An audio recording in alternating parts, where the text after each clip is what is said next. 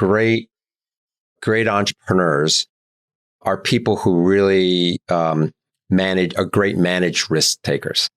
In other words, you kind of see, everybody thinks, oh, entrepreneurs love risk, right? In my experience, the best entrepreneurs are the ones who understand risk, but they also understand reward. And they know when to take what risk for what reward. I mean, nobody really just likes risk just to take risk, right?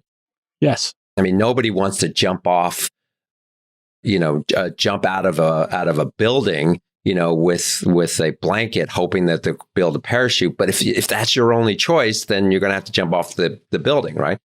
And so, when you go from periods of very loose capital where raising money is easy, you don't have to be as tight with kind of how you spend your money, and you're able to kind of experiment more to get to bigger outcomes with more speculative models, and the market lets you do that, that's great. But as soon as that world has changed, you have to change with it, right? And that's a hard thing to do because it's culturally, kind of very difficult.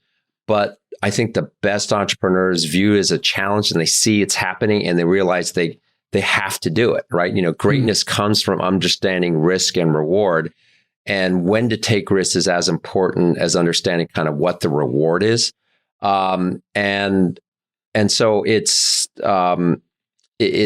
those types of people who can kind of see those things and adjust that ultimately, really thrive and survive, in these kind of really uncertain times. The other things I'll say is I also find that they're very realistic and they're very honest. And, I said this before, but I think you always have to assume that your employees, your customers, your partners are smart and they understand what's going on, right?